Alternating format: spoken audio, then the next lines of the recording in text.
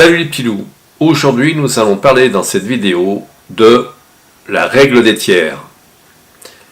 Alors, qu'est-ce que la règle des tiers?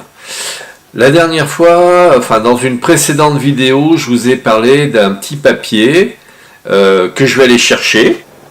À que voici, à que voilou. Voilà. Et donc, en fonction de ce petit papier, c'est une feuille de pompe, ni plus ni moins, vous allez pouvoir avoir une belle composition de votre photo. Alors, je vais vous parler de la règle des tiers et des diagonales. Ça va se compliquer un petit peu, mais vous allez voir, il n'y a rien de compliqué dans l'histoire. Alors, pour faire un bon cadrage, qu'est-ce qu'il faut? Eh bien, pas comme je suis actuellement sur la vidéo en plein dans la pastille, non, il faut se mettre ici, à ce niveau-là. Pourquoi? Parce que bon, là, effectivement, je suis devant un fond blanc, il n'y a rien à voir, à part ma trogne, mais bon, c'est simplement, je vous mets ma trogne pour éviter que vous ayez un fond blanc sur toute la vidéo, hein. Soyons clairs. Donc, une des règles de tiers, c'est à avoir les yeux, voilà, par exemple là, je devrais avoir la ligne de tiers du haut où se trouvent mes yeux, et mon visage, voilà, là je suis exactement sur une ligne de tiers, ce qui va bien, donc je regarde dans le bon sens, plutôt par là, là où il y a du champ, et là vous avez une photo qui est correctement exposée. Si vous le souhaitez, je pourrais faire une autre vidéo vous montrant des photos avec des photos bien prises et des photos volontairement mal prises pour vous expliciter un petit peu la chose. Donc, je me remets au centre pour que ça soit un peu plus convivial. Voilà. Donc, cette petite feuille de pompe va vous permettre de mettre votre sujet ici et où il y a mon bout d'index sur un point de force. Il y en a 4, puisque bon, il y a 2 lignes verticales et 2 lignes horizontales. Donc, vous avez 4 points de force où il est de bon ton de mettre le regard, si vous pouvez, et ça vous permettra d'avoir un bon cadrage. Alors après, j'allais dire qu'il ne faut pas systématiquement utiliser un tiers de tiers, un tiers de ciel, 2 tiers de terre, ou de mer, ou de ce que vous voulez, voilà, ou l'inverse, un tiers de terre et 2 tiers de ciel, un tiers de terre et 2 tiers de ciel, ou de Dieu sait quoi. Mais bon, on va dire que ça améliorera grandement vos photos et leur impact. Ensuite, vous avez la diagonale qui part d'ici, mon colonel, et qui arrive là, ou l'inverse, là, pour aller là. Ça vous permet d'avoir une bonne composition aussi. Par exemple, quand vous avez une voiture, un cheval, quelque chose qui pourrait être en mouvement, vous savez que sur la photo, votre voiture va arriver ou va partir. Voilà. En gros, ça donne un peu ça. C'est comme avec les montagnes qui sont ainsi et dont le sommet va plutôt par là. On dit que c'est une montagne qui monte. À l'inverse, si le pied est ici et que le sommet est plutôt par là, on dit que c'est une montagne qui descend.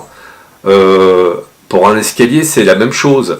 Or, je ne sais pas si vous savez, mais un escalier, ça ne bouge pas. Une montagne non plus.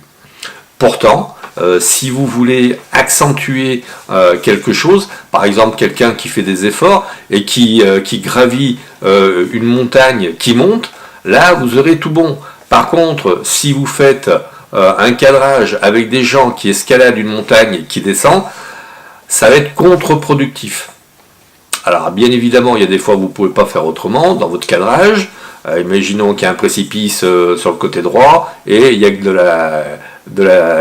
de l'espace que de l'autre côté, du côté gauche. Ah ben évidemment, là, vous faites comme vous pouvez, c'est évident. Mais sachez que ça sera contre-productif. C'est comme si vous avez le nez contre un mur et qu'on vous photographie le dos, avec en laissant de l'espace derrière vous, sur votre dos, dans votre dos. Et oui, et vous l'avez dans le dos. Bon, si vous regardez des vidéos sur YouTube, vous trouverez des gens qui sont très compétents. Par exemple, à un moment donné, il y a un monsieur qui était ingénieur du son et qui fait des vidéos sur New Tech, je crois. Il fait d'excellentes vidéos de vulgarisation.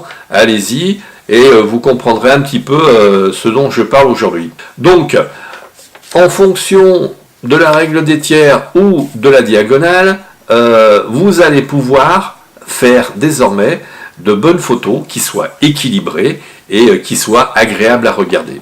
Voilà, c'était pas compliqué, hein. Alors, un petit rappel pour le testeur de profondeur de champ, à quoi ça sert? Eh bien, quand vous avez la chance d'avoir un testeur de profondeur de champ, vous appuyez sur celui-ci, l'obturateur se ferme à la valeur que vous avez choisie, et à ce moment-là, vous pouvez voir dans votre viseur s'assombrir l'image, mais par contre, vous avez une meilleure visibilité de votre netteté. Vous rendez compte par exemple que la netteté ira jusqu'à un banc, alors que le banc est à 3-4 mètres de vous, et qu'au-delà du banc, eh bien, plus rien. Alors, une chose à faire, si vous souhaitez avoir le banc plus ce qu'il y a derrière, c'est de fermer le diaphragme, c'est-à-dire d'avoir un grand chiffre, donc une grande profondeur de champ. Je vois qu'il y en a certains qui m'ont suivi, hein. C'est bien. Continuez. Petit pouce bleu et voilà. Et puis abonnez-vous sur la petite cloche si vous aimez bien les vidéos que je fais. Alors, après, qu'est-ce qu'il peut y avoir? La profondeur de champ. Alors oui, la profondeur de champ. Plus vous avez un grand angle, plus la profondeur de champ naturelle de l'objectif sera grande, plus votre télé sera long. Alors on a un télé à partir de 50 mm, au-delà c'est un téléobjectif, en deçà c'est un grand angle. Voilà, donc en fonction de votre grand angle ou de votre télé, la profondeur de champ sera plus ou moins grande. À tester. Voilà. Si ça vous a plu, un petit pouce et à très vite. Et toujours un petit pouce bleu en l'air pour dire que vous étiez content de ma vidéo. Abonnez-vous. Si vous souhaitez me donner un petit coup de pouce, eh bien, allez sur Tipeee ou sur PayPal. Je vous remercie d'avance et merci encore de votre écoute.